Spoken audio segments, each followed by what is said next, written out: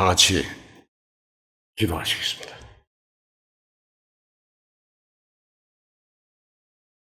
전능하시고 거룩하시며 사랑이 많으신 하나님 아버지,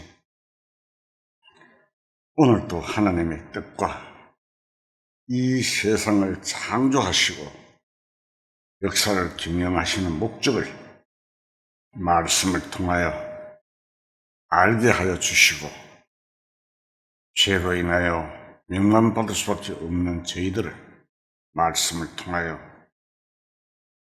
닥쳐올 대환란을 피할 수 있는 구원의 비밀을 한 말씀을 통하여 알게 하여 주시고, 인생이 이 세상에 온 목적을 참으로 깨달아 알 수 있게 도와주시옵소서. 하나님 아버지, 이 시간 지켜주시옵고 이끌어 주시옵소서. 우리 주 예수 그리스도 이름으로 감사하며 기도드리옵나이다. 아멘. 창세기 2장 17절 찾겠습니다.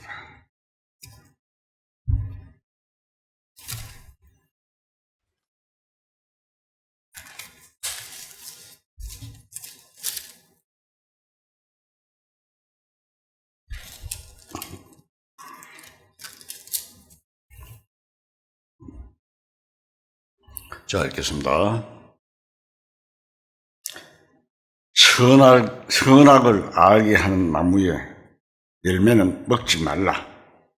내가 먹는 날에는 반드시 죽으리라 하시니라.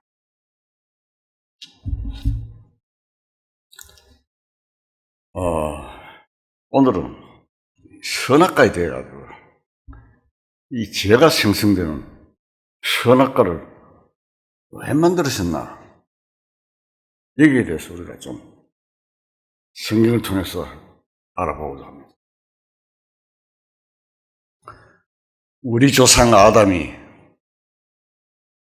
선악과를 먹은 결과 죄가 생겨난 시대에 우리는 살고 있으며 죄를 생성시키는 시대가 아니기 때문에 비록 선악과를 만들어 놓으신 원인을 알지 못한다 할지라도 어차피 우리는 죄인이며 죄를 짓고 있는데 문제가 있습니다. 우리는 피조물이며 사람이기 때문에 하나님이 하신 일의 원인과 의미에 대해서 완전히 알 수는 없습니다. 하나님이 하신 일이 인간에게 완전히 파악되는 일이라면 그것은 하나님의 일이라고 할 수 없을 것입니다. 그러나 하나님께서 알게 하여 주시는 분만큼은 알 수 있습니다. 첫째, 선악과를 통해서 인간에게는 자유의지가 있다는 것을 알 수 있습니다. 방금 우리가 2장을 읽었죠. 1장 27절 한번 보겠습니다.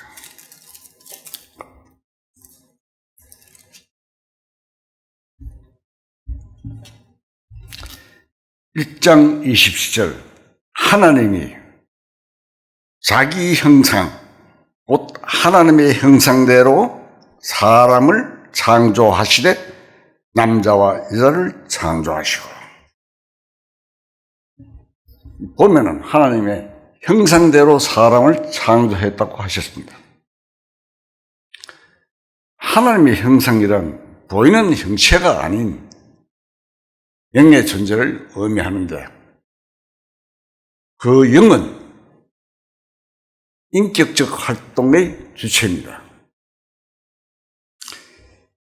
인격적인 활동에는 이지적인 것과 감정적인 것과 그리고 의지적인 것이 있습니다. 의지는 사람의 행동을 스스로 결정하는 기능입니다. 의지는 사람에게만 있는 것으로서 영의 활동이 있기 때문입니다. 그런데 이러한 의지의 자유에는 두 길이 있어야 합니다. 만일 한 길뿐이면 의지의 자유가 제대로 기능을 사실 발휘할 수가 없을 것입니다. 그래서 하나님은 처음부터 선악과를 먹지 못하는 인간을 만들지 않으셨습니다. 잘 들으셔야 됩니다. 만일 하나님이 먹지 못하는 인간을 만드셨다면 그것은 기계적인 인간으로서 하나님의 의사에 의해서만 움직이는 기계일 수밖에 없을 것입니다. 자, 지금 우리 인간들도 우리가 생각한 대로 움직이는 기계가 있죠. AI라고 인공지능. 그런 기계일 수밖에 없다는 이야기입니다. 그러한 존재는 하나님의 인격적인 사랑의 대상이 될 수가 없습니다. 인간은 의지의 자유를 가지고 스스로 결정하되 하나님의 뜻에 대하여 순종할 수도 있고 순종치 않을 수도 있는 자유를 가지고 있는 것입니다. 즉 자유의지에 의해서 하나님과 상대할 수 있어야 한다는 말입니다. 그래서 하나님은 그 선악을 알게 하는 실과를 동산에 두시고 먹는 것과 먹지 않는 것에 대하여 의지의 자유를 행사할 수 있도록 하셨습니다. 그 대신 먹는 날에는 죽음이라는 조건이 있다고 말씀하신 것입니다. 하나님은 영원한 천국에서 의지의 자유를 가진 존재들과 함께 자유롭게 상대하시려는 것이지 의지의 자유가 즉 동작 없는 기계적인 인간들과 함께 할 뜻은 없었던 것입니다. 자, 첫째 자유의지를 이야기했죠. 하나님의 사랑의 짝이 되고 대상이 되려면 자유의지로서 있는 인간과 할 수 있다 이 말입니다. 둘째, 선악과는 마귀가 존재하고 있다는 사실을 알게 합니다. 선악과는 선과 악을 알게 하는 시룰가입니다. 사람이 미처 모르고 있었으나 그 당시에는 악이 이미 존재하고 있었습니다. 그 악은 마귀에게서 생겨나는 힘입니다. 마귀는 이 세상이 창조되기 전부터 존재하고 있었습니다. 그래서 하나님께서는 그 악이 필경 사람들의 역사 속에 개입하려는 것을 아시고 계셨습니다. 마귀는 천사가 타락하여 쫓겨난 자입니다. 그 대장이 사탄이고 군졸은 마귀 때입니다. 우리가 사탄 마귀가 그저 같이 섞어서 이야기하는데 사실은 엄격하게 구분이 됩니다. 그 대장은 사탄이고 군졸은 마귀 떼들입니다. 이사야서 14장을 찾겠습니다.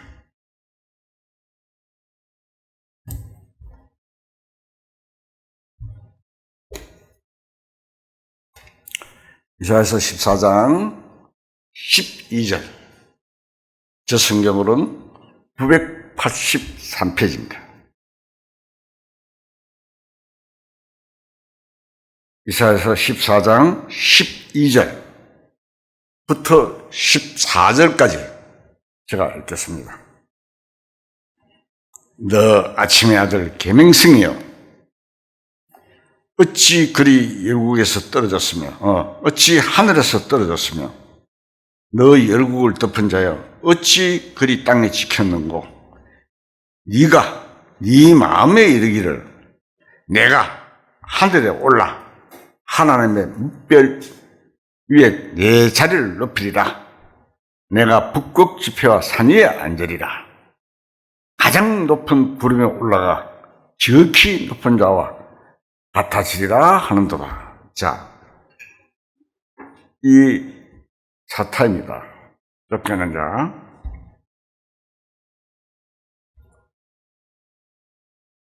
루시퍼라는 계명성이라는 천사장이 하나님만큼 높아져서 하나님처럼 되려고 하다가 쫓겨나 사탄이 되었습니다. 그는 쫓겨난 후 하나님과 대항하는 자가 되었습니다. 그래서 하나님의 일에 개입해서 방해를 하고 있습니다. 그런데 사실 인류 역사의 또 다른 일면은 그 사탄을 멸망시켜가는 과정이기도 합니다. 마귀를 멸망시켜야 완전한 세상이 이룩되는 것입니다. 에덴 동산에 창조된 아담은 하나님께서 창조하신 피조물이지만 악도 선도 알지 못하였으며 중간 입장에 놓여 있었던 것입니다. 그에게는 자신의 자유의지를 통해서 하나님께 속하거나 아니면 마귀에게 속할 수 있는 기회가 주어졌습니다. 마귀는 사망의 세를 가지고 있습니다. 히브리서 2장 14절에 보면 그 내용이 나옵니다. 그러므로 하나님께서 아담에게 선악과의 존재를 알려주신 것은 악이 존재하고 있으니 주의하라는 것입니다. 하나님의 말씀대로 하나님의 말씀을 따르면 살고 거부하면 악에게 속하게 되므로 죽게 된다는 선과 악의 경계의 표지가 바로 선악과였다 이 말입니다. 아담은 자유의지로서 어느 편에 있든지 자기가 스스로 선택을 해야 하는 입장에 있습니다. 창세기 1장 28절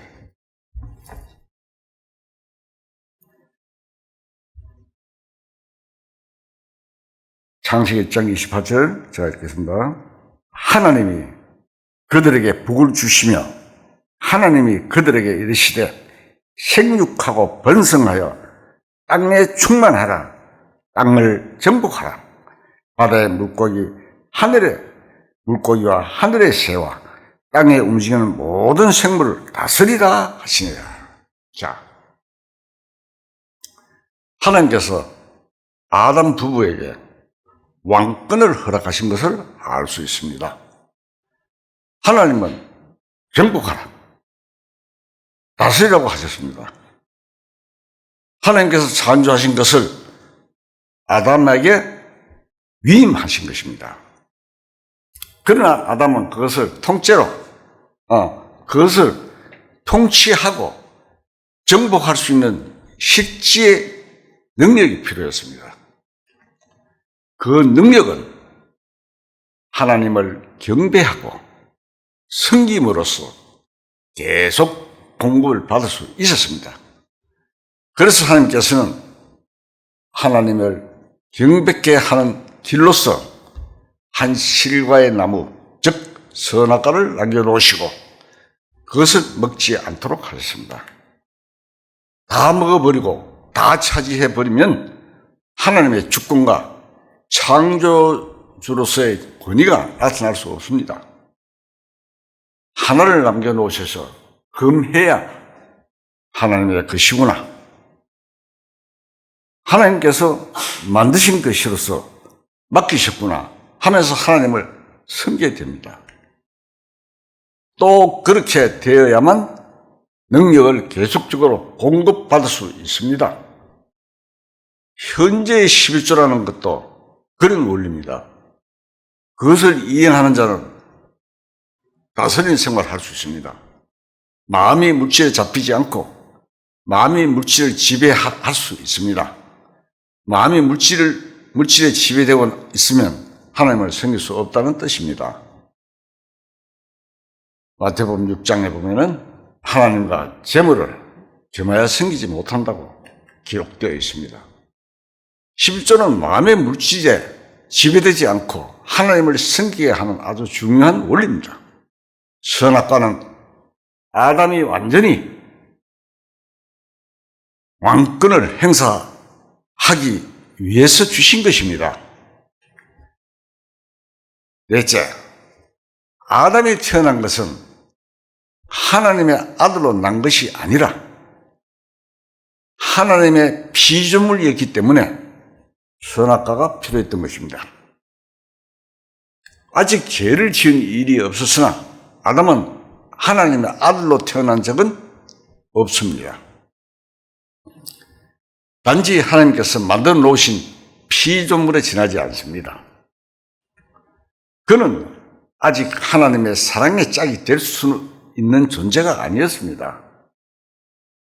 하나님에 의해 창조된 사람은 하나의 자연인에 불과합니다. 자연인은 하나님의 아들로 태어난 또 하나의 가정이 있어야 합니다.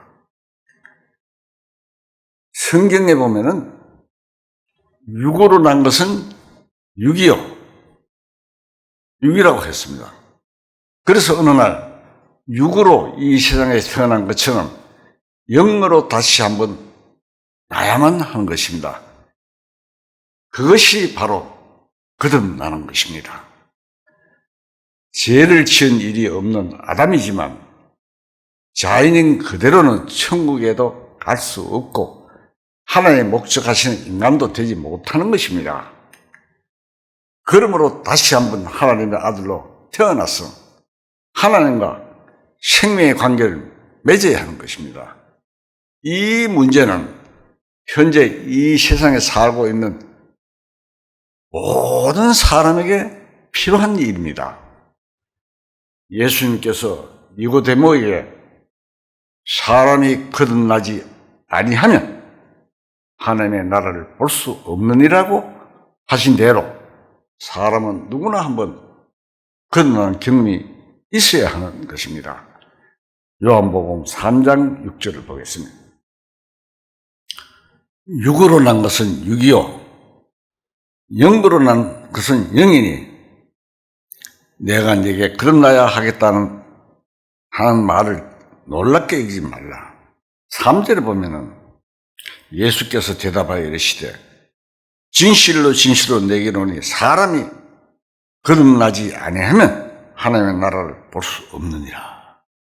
자, 예수님이 니고데모에게 직접 하신 말씀입니다. 니고데모는 그때 이스라엘의 성생이라 했습니다. 니고데모가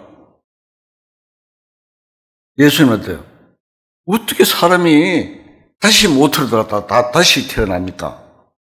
이야기했습니다. 하니까 예수님께서 그에게 대답하여 이르시되 너는 이스라엘 성성으로서 이러한 것들을 알지 못하느냐?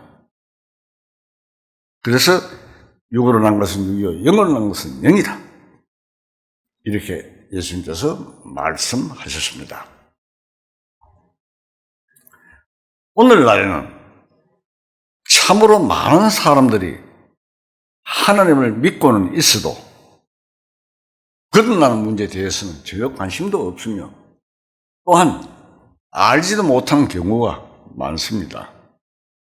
이것은 참으로 위험한 일입니다. 신앙의 위인들의 생애를 살펴보면 예외 없이 확실히 거듭난 체험을 가지고 있는데 오늘날은 모두들 그것을 알지 못하고 있습니다. 마틴 루터는 29세 때 월렌베크의 고탑 안에서 거듭난 체험을 했습니다.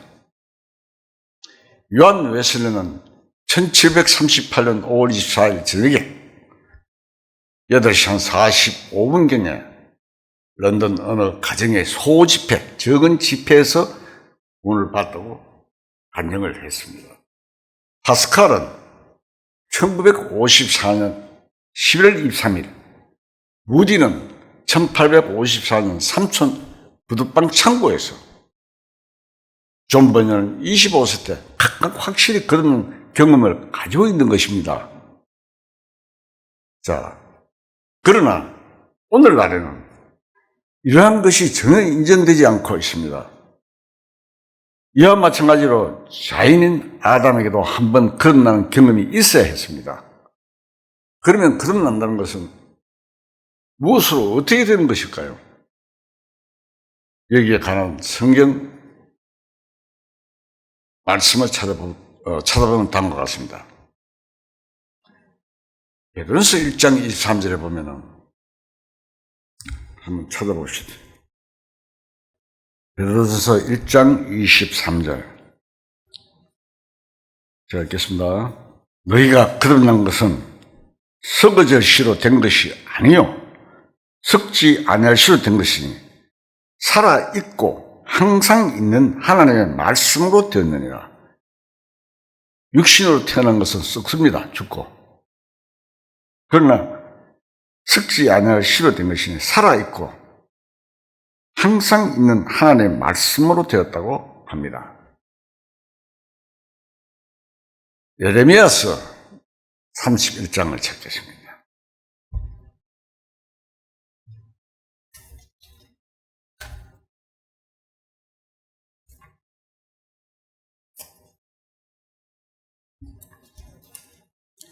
예레미야서 31장.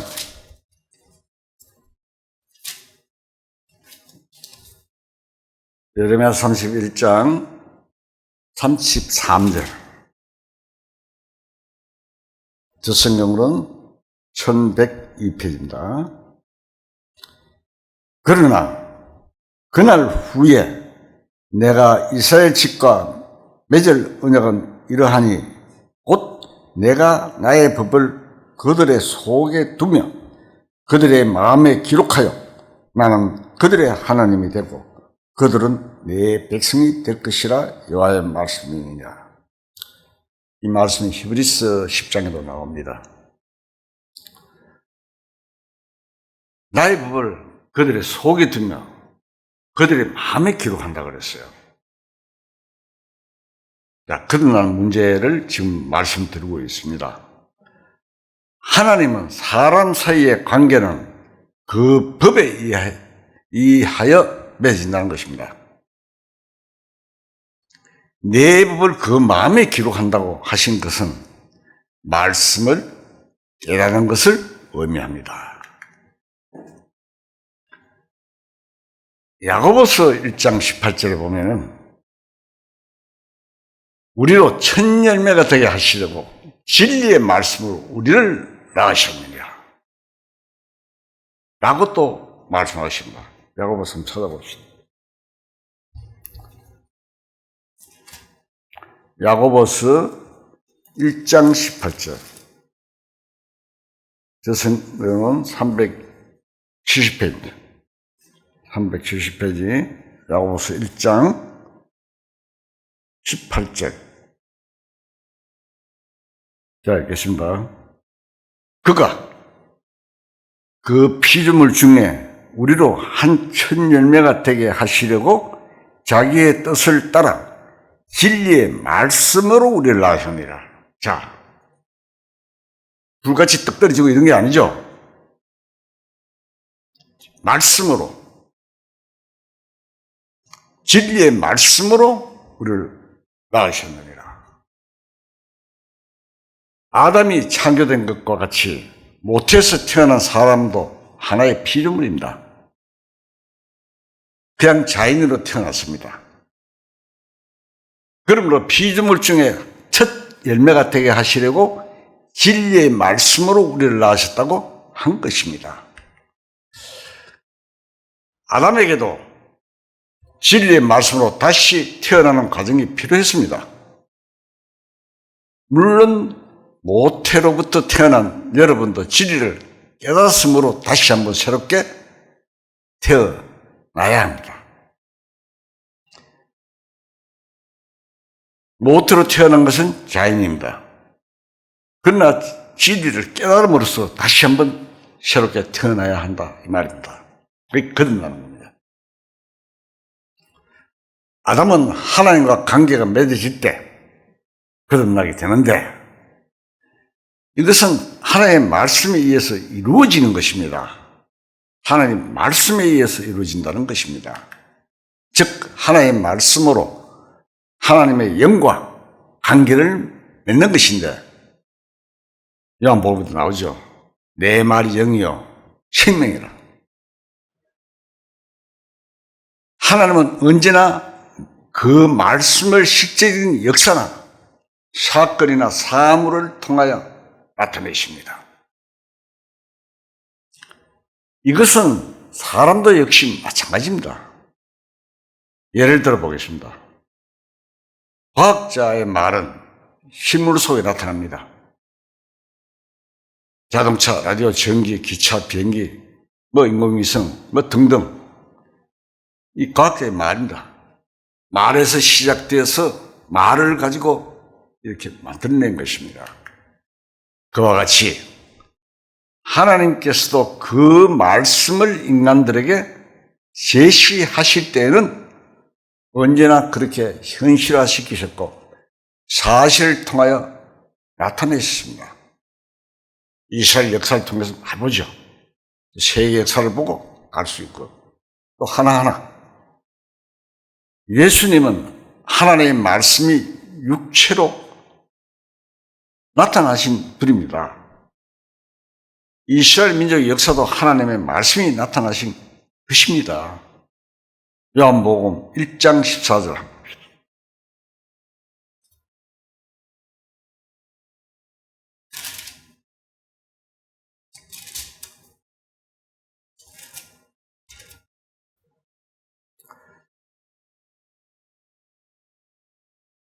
요한복음 1장 14절입니다. 제가 읽겠습니다. 말씀이 육신이 되어 우리 가운데 거하심에 우리가 그의 영광을 보니 아버지의 독생자의 영광이요 은혜와 진리가 충만하더라.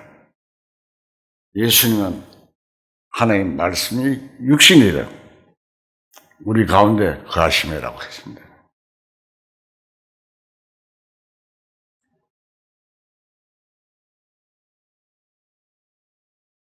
그와 같이 하나님께서 그 말씀을 인간에게 나타내실 때는 언제나 현실화 시키셨고 또한 사실 통하여 나타내신 것입니다. 예수님은 하나님의 말씀이 육체로 나타나신 분이십니다. 현 시대의 역사 속에 나타나고 있는 여러 가지 종말적인 양상도 하나님의 말씀대로 나타난 것입니다.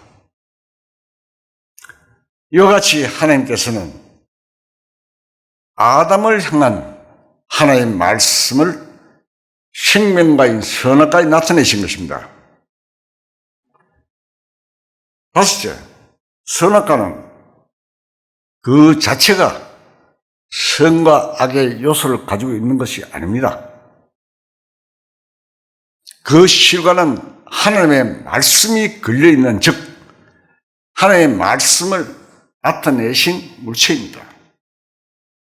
한 예를 들어서 비교하면 한 가정의 어머니가 옷감을 10개를 사가지고 집에 왔습니다. 그래서 두 남매에게 하나씩 줬습니다. 그 8개는 아빠가 오시고 하면 같이 먹을 거니까 먹으면 안 된다 하고 냉장고나 찬장에 넣어두었습니다. 그런데 그 형제가 1개씩 먹고 나니 꽃감 맛있죠? 먹고 나니 부족한 거예요. 더 먹고 싶은 생각이 났습니다. 동생이 어머니와 누나가 없으니까 몰래 1개를 더 꺼내 먹었습니다. 그런데 과일의 맛은 처음과 같았으나 과일을 다 먹고 나자 마음에 뭐가 생겼습니까? 근심이 생겼습니다. 나중에 먹은 1개 속에 처음 것과 다른 성분이 들어있을까요? 그렇지 않습니다. 성분은 같은 것이나 나중 것에는 단지 어머니의 금지령, 꽃 먹지 말라는 말씀이 걸려 있었던 것입니다. 어머니 말씀이 그 꽃감 속에 걸려 있었던 겁니다. 꽃감은 같은데 금지된 꽃감이었습니다. 하나님의 금지령이 선악과에 걸려 나타난 것입니다. 그 말씀으로서 아담과 관계를 맺기 위해서입니다. 그 꽃감에 나타난 하나님의 말씀, 그러니까 그 선악과에 나타난 하나님의 말씀을 순종하면 생명과를 발견할 수 있도록 되어 있었습니다. 이 세상에서 살펴본 바와 같이, 이상에서 살펴본 바와 같이 선악을 알게 하는 실과는 인간들이 하나님의 사랑을 발견하는 데 없어서는 아니 되는 존재인 것입니다. 하나님이 하시는 일은 이와 같이 다 참되고 뜻이 있는 것입니다. 하나님께서 아담에게 하시는 말씀을 마귀가 알았습니다. 앞에서 말한 대로 마귀는 하나님과 같이 높아지고 이 세상의 것을 하나님처럼 자기가 지배해 보려다가 쫓겨는 자이기 때문입니다. 어떻게 했을는지 아담에게 맡겨진 통치권,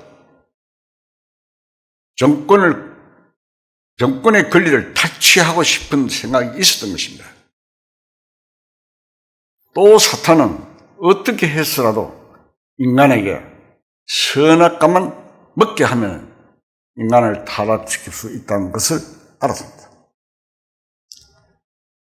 창세기 3장 1절에 뱀이 아담에게 찾아왔다 그러죠. 뱀은 마귀의 화신이었습니다. 마귀의 인격체였습니다. 마침내 뱀은 아담의 아내 하와를 찾아왔습니다.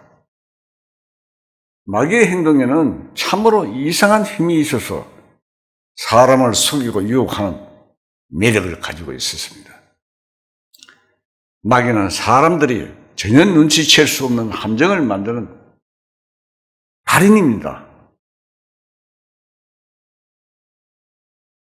뱀이 여자에게 찾아온 것이 바로 함정이었습니다. 여자인 하와가 어떻게 창조되었는지 성경에 자세히 기록되어 있습니다. 창세기 2장 18절을 찾겠습니다.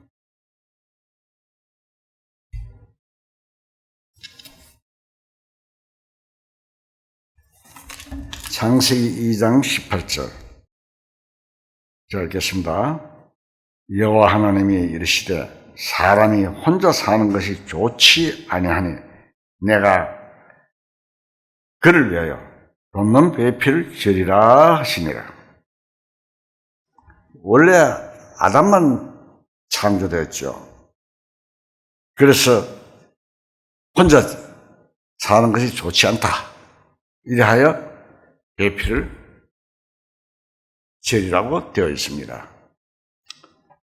하나님께서는 아담을 깊이 잠들게 하시고 아담의 갈빗대를 취하여 하와를 창조하셨습니다. 이것은 부부의 원리입니다. 그걸 보면 나오죠. 21절에 보면 여호와 하나님이 아담을 깊이 잠들게 하시니 잠들매 그가 그 갈빗대 하나를 취하고 솔로 대신 채우시고 여호와 하나님이 아담에게 취하신 그 갈빗대로 여자를 만드시고 그를 아담에 이끌어 오시니 겉이 쭉 나오죠. 최초의 아마 마취가 될 것입니다. 사람의. 이것이 부부의 원리입니다.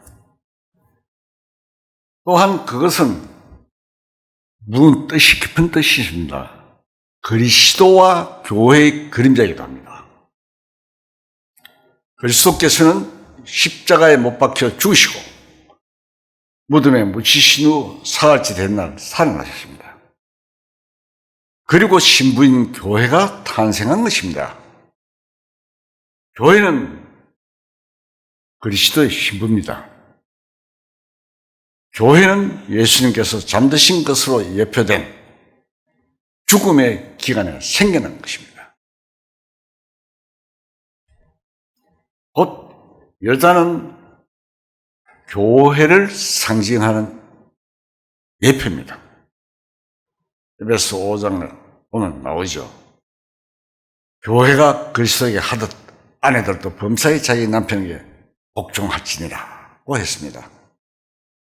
남편은 아내를 사랑하기를 그리스도께서 교회를 사랑하시고 그 교회를 위해서 자신을 주신같이 하라고 하신 것입니다. 아담은 자신을 신부인 하와에게 주었습니다. 여자는 말 속에는 율법아래 있는 자라는 뜻이 내포되어 있습니다. 갈라디아서 4장을 한번 보겠습니다.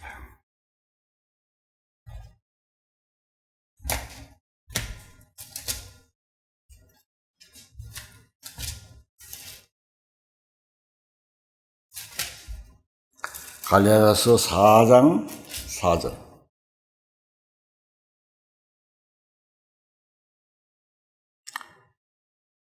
제가 읽겠습니다.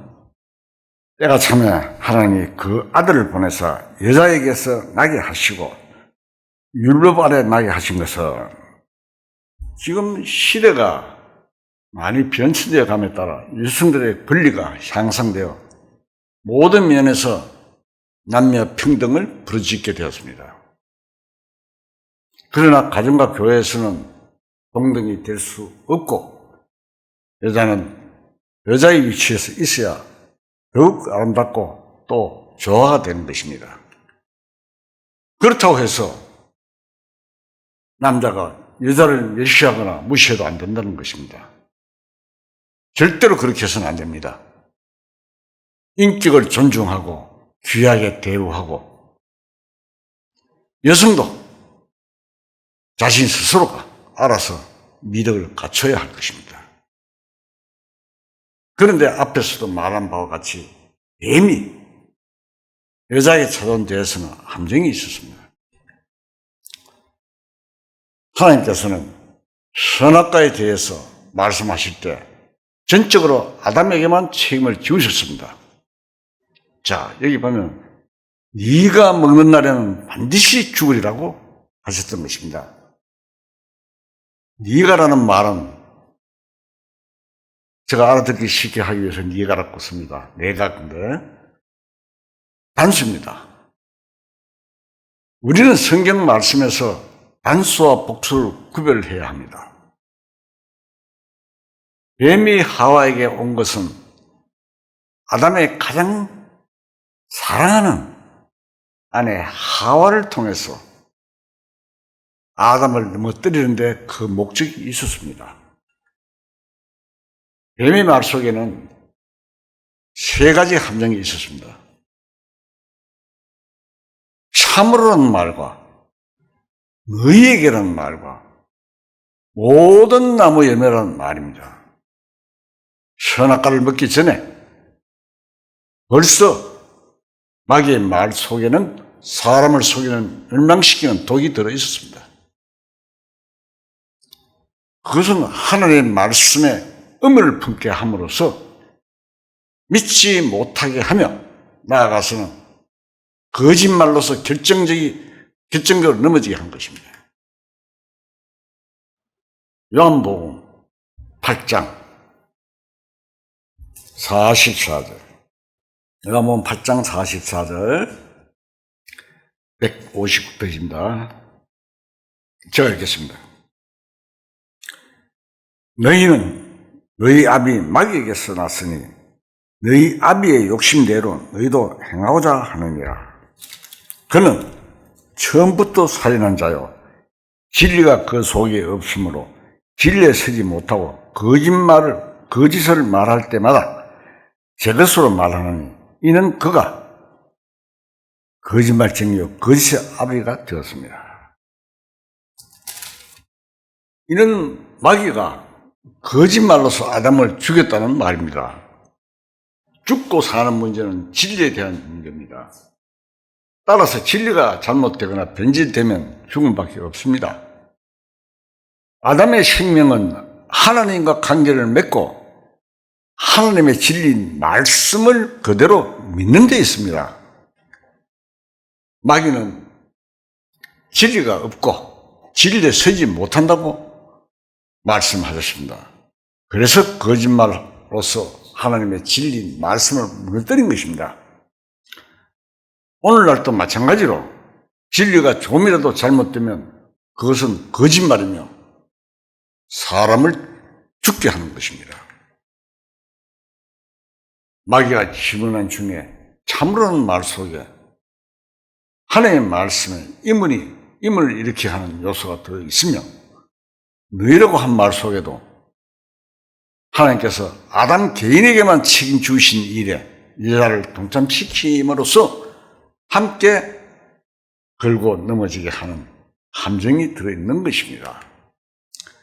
또한 모든 나무 열매라고 한 말 속에는 하나님의 말씀에 정면 대결하면서 여자로 하여금 뱀의 말에 적극적으로 끌려 들어가 입을 벌리게 하는 음흉한 계교가 숨어 있는 것입니다. 마귀는 낮은 목소리로 하나님이 참으로 너희에게 동산나무에 모든 나무의 열매를 먹지 말라 하시더냐? 물었습니다. 이렇게 질문하면서 하와를 대화 속으로 끌어들이는 속셈이었습니다. 여자가 대답하는 것 자체가 잘못임에도 불구하고 하와의 입에서는 많은 거짓말들이 쏟아져 나왔습니다. 너희는 먹지도 말고 만지도 말라 했다는 말과 또 반드시 죽으려 했는데 죽을까 하노라는 말은 전혀 거짓말입니다. 여자의 말 속에서 우리는 그녀가 하나님의 말씀에 대하여 품고 있던 의문과 불만이 그대로 나타나 있는 것을 알 수가 있습니다. 하나님은 네가 먹는 날에는 라고 말씀하셨지 너희는 이라는 말씀을 하신 적이 없습니다. 아담을 보고 네가 먹는 날에는 했는데 여기 하와는 너희가 라는 말을 썼습니다. 자, 말을 변주시켰죠. 변개시킨 것 같잖아요. 또 만지지도 말라고 하셨다는 것도 거짓말이며 줄까 하노라고 하셨다는 것도 말도 안 되는 거짓말입니다. 그녀는 마귀로부터 거짓말을 받았기 때문에 거짓말이 쏟아져 나온 것입니다. 자, 마귀의 거짓말의 원조, 마귀로부터 거짓말을 받았기 때문에 거짓말에 쏟아져 나온 것입니다. 아브라함의 하나님의 말씀에 대한 지극히 작은 변조가 얼마나 무서운 결과를 가져왔습니까? 오늘날도 역시 마찬가지입니다. 진리가 변질된 곳에는 구원의 역사가 없으며 거듭난 일이 숨어버릴 겁니다. 이것이 바로 마귀의 함정에 빠진 것입니다. 아담을 넘어뜨린 마귀는 아직 살아있어서 사람들을 미혹하고 하나님의 말씀에 임을 품게 하고 심지어는 하나님의 말씀을 틀렸다고 함으로써 멸망케 하고 있는 것입니다. 계시록 21장 8절을 찾겠습니다.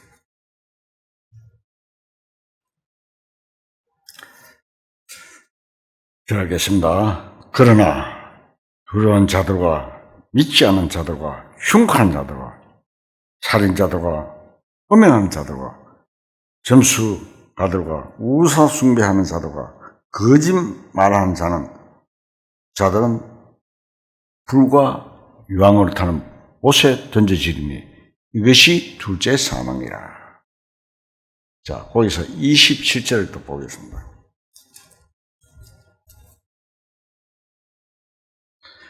무엇이든지 속된 것이나 가증한 일 또는 거짓말하는 자는 결코 그리로 들어가지 못하되 오직 어린 양의 생명책에 기록된 자들만 들어가리라.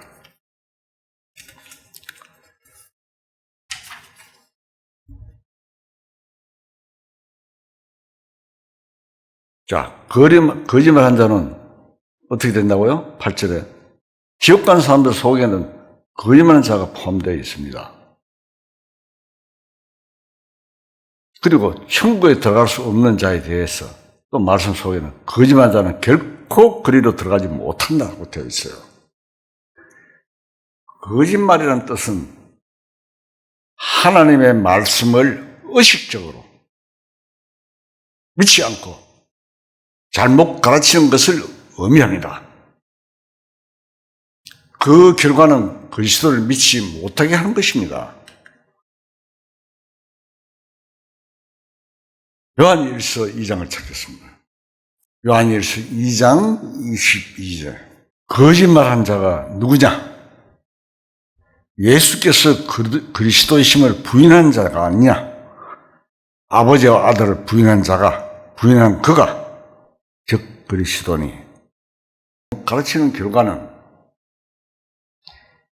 예수님을 믿지 못하게 하는 것입니다. 뱀은 여자의 말을 듣고 나서 아주 본격적으로 거짓말을 하기 시작했습니다. 창세기 3장 4절 보면은 그렇게 됐죠. 봅시다. 창세기 3장 4절에서 5절. 자, 읽겠습니다. 뱀이 여자에게 이르되 너희가 결코 죽지 아니하리라. 너희가 그것을 먹는 날에는 너희 눈이 밝아져 하나님과 같이 되어 선을 알 줄 하나님이 아심이니라. 자, 하나님께서는 반드시 죽는다고 말씀하셨습니다. 그런데 이 사탄은 결코 죽지 아니하리라.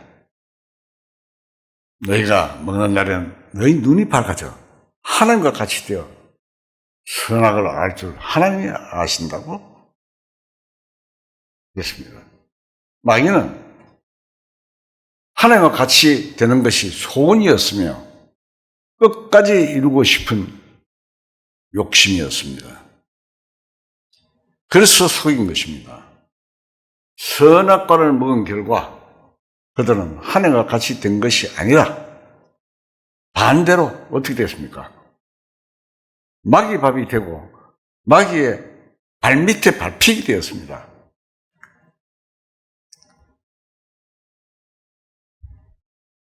누가복음 4장 보면은 예수님이 마귀에게 시험당할 때 마귀가 뭐라고 그랬습니까? 천하 만국을 보이며 모든 권위와 영광을 내가 네게 주리라 한 것을 알 수 있습니다. 그때 마귀가 이것은 내게 넘겨준 것이라고 했습니다. 누가 넘겨줬습니까? 아담과 하와한테 넘겨받은 것입니다. 천하 만국의 권위와 영광은 아담이 마귀에게 넘겨주어 그 후부터는 마귀의 권위하에 있게 된 것입니다.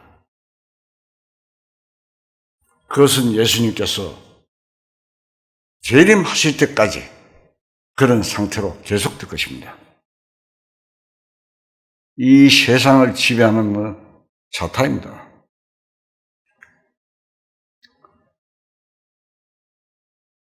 요한복음 12장을 한번 보겠습니다.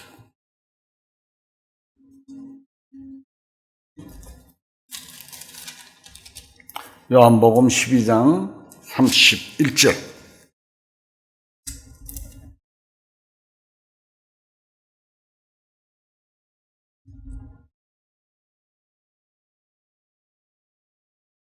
제가 읽겠습니다. 이제 이 세상에 대한 심판이 이르렀으니 이 세상의 임금이 쫓겨나리라.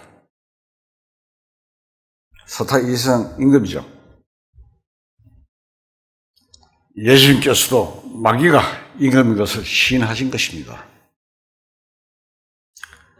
그러나 재림하실 때에는 아담이 마귀에게 빼앗겼던 왕권을 도로 찾으실 것입니다. 인간은 마귀의 말에 속아서 참으로 비참한 운명이 된 것입니다. 죄란 무엇입니까? 우리는 보편적으로 세상 사람들은 도둑질이나 살인 같이 뚜렷한 죄만 죄로 간주하기 때문에 누가 도둑질을 했다고 하면은 좀 인상을 쓰지요. 그 사람을 자기와는 별다른 종류의 사람으로 취급을 합니다. 우리가 전도할 때 보면 가끔 나는 죄가 없다고 딱 잡아떼는 사람도 들어 있습니다. 많죠. 그러나 그것은 죄에 대한 자신의 견해 때문에 그런 것이며 죄의 여부는 인간의 기준에 따라 가려지는 것이 아닙니다. 성경에 비추어 보아야 참으로 죄가 무엇인지 알 수 있게 된 것입니다. 대부분의 사람들은 죄에 대해서 언급하는 것은 그리 좋지 않게 여기지 않습니까? 제가 죄에 대해서나 이런 이야기들을 하면은 좀 좋아하지 않아요. 그런 말은 무식한 사람들이나 짓거리는 것이며 현대 지성인들은 그런 것을 꼬치꼬치 캐문다거나 생각하는 것이 아니라고 단정해버립니다. 현대 기독교가 큰 오류에 빠져 있는 것도 바로 그 점이라 할 수 있습니다. 기독교의 일각에 특히 지성인이라고 자칭하는 사람들 중에 설교자가 죄에 대해서 이야기하면 아주 못마땅하게 생각하며 배척하는 사람들이 많이 있습니다. 자, 기독교의 근본 목적은 뭡니까? 죄로부터의 구원인데 죄를 모르고 어떻게 구원을 받을 수 있다고 생각하는지 참 한심한 노릇입니다. 죄에 관하여 듣기 싫어하는 것은 인간의 교만이며 하나님 앞에서 자신의 위치를 생각해 보지 않고 또 낮추지도 않으려는 아주 오만한 태도입니다.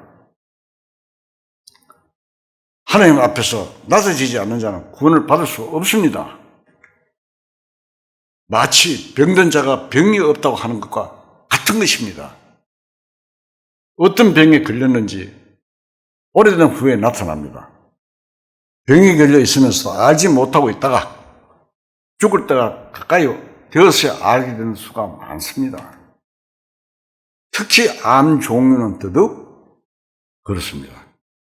조기 발견되면 나을 수 있는 병도 늦게 발견되면 고치지 못하는 것입니다. 사람은 누구나 자기의 죄의 상태에 알아야 합니다. 병이 걸리면 의사에 의해서 정확한 진단이 필요합니다.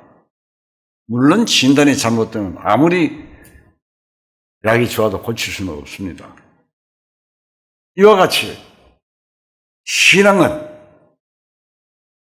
영혼을 고치는 일입니다. 돈 많이 내고 이 땅에 살면서 복 받는 게 아닙니다. 양심을 싫어하는 것입니다.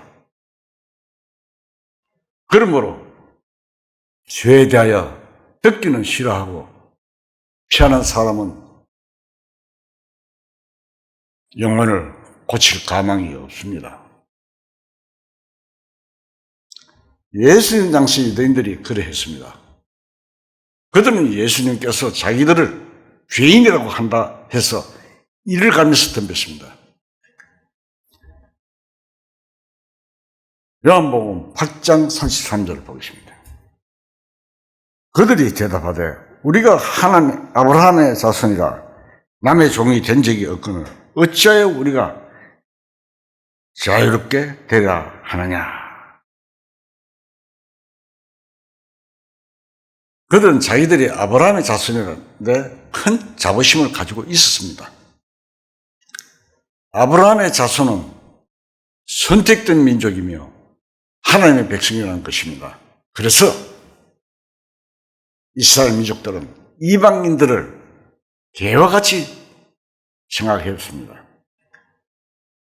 그들은 자신들이 종이 아니라고 생각한 것입니다.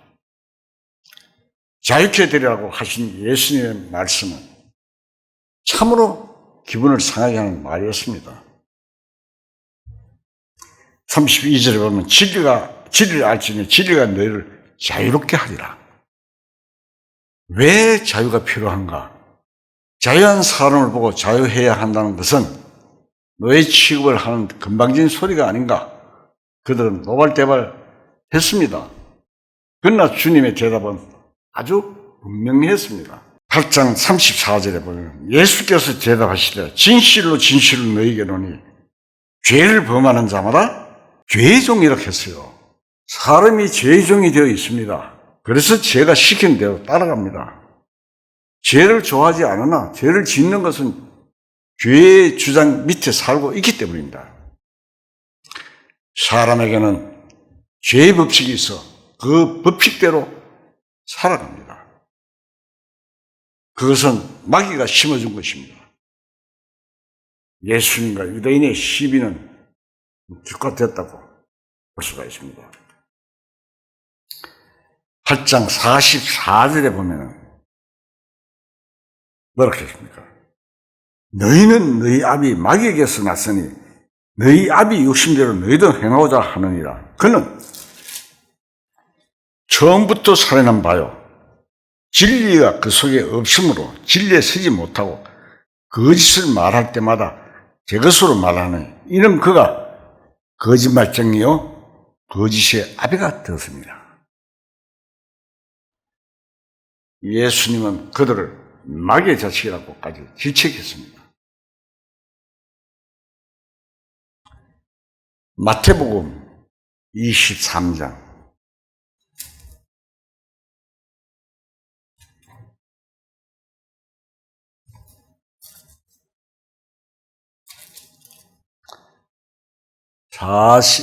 23장 15절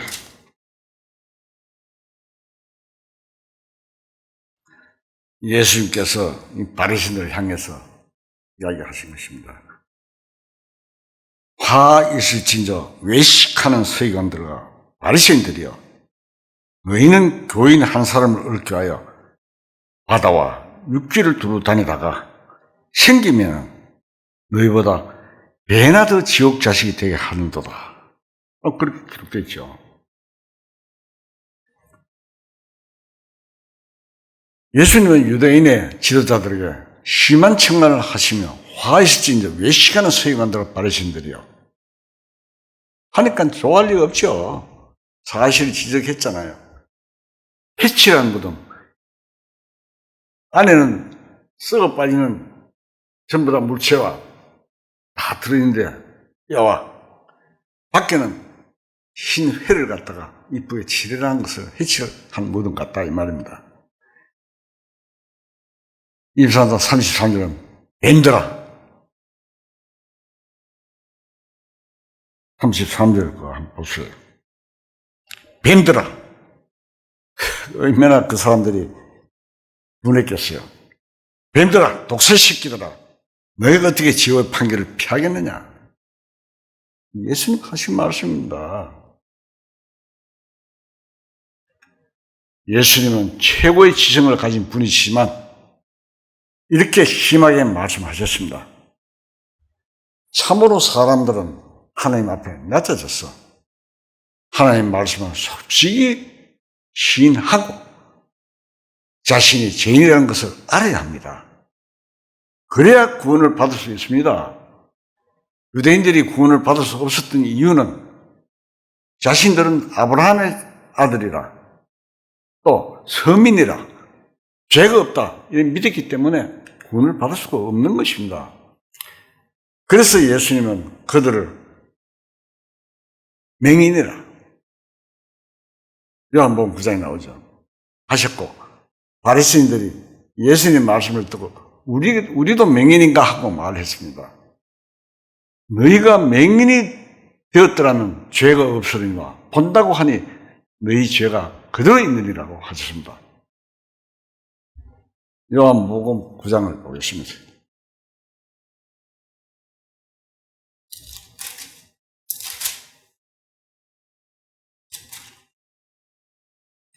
요한복음 9장 39절 제가 읽겠습니다.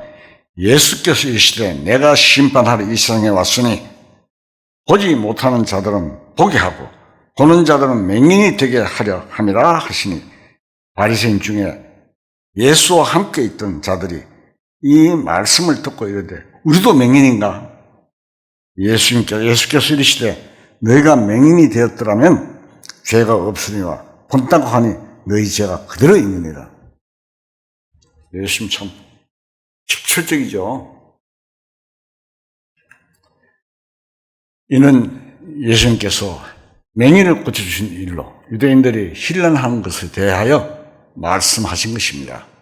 유대인들은 육신의 눈은 떴으나 영적인 눈이 가려워져서 자신이 죄 있는 것을 깨닫지 못하고 있다는 뜻입니다. 본다고 하니 죄가 그대로 있느니라고 하셨습니다. 누구든지 자기의 죄를 발견해야 고칠 수 있는 것입니다. 일찍이 하나님께서 신자들을 통하여 이스라엘 민족에게 철저하게 죄를 지적하셨습니다. 이사야서 59장 1절 4절 보면은 이 말씀은 하나님께서 선민이라고 하는 이스라엘 민족에게 하신 말씀입니다. 하나님의 말씀에 대하여 귀를 막고 듣지 않던 이스라엘 민족은 망했습니다. 이사야서 59장 1절 저 성경은 1039편입니다. 제가 읽겠습니다. 여호와의 손이 짧아 구원하지 못하심도 아니요 귀가 둔하여 듣지 못하심도 아니라 오직 너희 죄악이 너희와 너희 하나님 사이를 갈라놓았고 너희의 죄가 그의 얼굴을 가려서 너희에게서 듣지 않으시게 함이니라. 이 말씀은 하나님께서 선민대라고 하는 이스라엘 민족이 하신 말씀입니다. 하나님의 말씀에 대하여 귀를 막고 듣지 않던 이스라엘 민족은 어떻게 됐습니까? 망했습니다. 오늘날도 하나님의 책망을 마음에 받아들이지 않는 자, 죄에 대한 성경의 말씀을 듣기 싫어하면서도 소위 지성이라고 자처하는 자들은 멸망할 수밖에 없습니다. 하나님 앞에서 인생은 하나 메뚜기 같으며 무한 것임을 인정해야 합니다. 죄는 두 종류가 있습니다. 죄의 행동으로 짓는 죄가 있고 사람 속에 본래부터 자리 잡고 있는 죄성이 있습니다. 그러나 심판받는 죄는 죄성이 아니라 행동으로 지은 죄입니다. 그러면 무엇으로 행동으로 짓는 죄일까요? 죄는 아주 작은 것부터 생각을 해야 합니다. 엄청난 죄만 생각하다 보면 세미한 죄는 죄로 생각지 않으므로 그만 죄를 찾지 못하고 자신이 죄인이라는 것이라고 생각하게 됩니다. 그러나 자신이 죄인이 아니라고 생각하게 됩니다. 그러나 죄는 크든지 작든지 간에 본질적으로 같은 것입니다. 큰 죄도 작은 죄도 똑같은 죄입니다. 그래서 예수님께서는 다음같이 말씀하셨습니다. 이게 한번 찾아봅시다. 마태복음 5장 21절. 나는 너에게 이르노니 형제에게 노하라. 노하는 자마다 심판을 받게 되고 형제 대하여 나가라 하는 자는 공에 잡혀가 나가라는 요구를 하는 것입니다. 공에 잡혀가게 되고 미련한 놈이라 하는 자는 지옥불에 들어가게 되리라. 형제에 대해서 이야기하고 쭉 보면은 여러 가지 내용이 좀 깁니다. 내용이 나오는데 여기까지 제가 그냥 읽고. 그런데 예수님은 살인뿐만 아니라 형제에게 노하는 것과 또 성을 내는 것도 심판을 받는다고 분명히 말씀하셨습니다. 모든 사람은 먼저 자신의 죄를 알고 그 죄가 해결되는 은혜에 참여해야 합니다. 중요한 문제는 인간이 자유의사에 따라 진로를 선택해야 합니다. 하나님의 독생자 예수 그리스도 편에 선택해야 영생을 하느냐, 또는 아니면 마귀 편에서 영원히 멸망하느냐, 따라서 그 운명이 결정되는 것입니다. 이 말씀을 듣는 모든 여러분들은 어느 편을 선택하시겠습니까? 아들 편을 선택했다고 생각하는 사람들 중에, 많은 사람들 중에 사실은 반대편에 서 있는 사람들이 너무도 많은 것입니다. 그 말씀을 일일이 열거하면 끝도 없습니다. 마귀는 그만큼 지혜롭게 사람을 속이고 있는 것입니다. 그래서 시간상 여기서 줄이고 다음에 계속적으로 이어가겠습니다. 다 같이 기도하시겠습니다.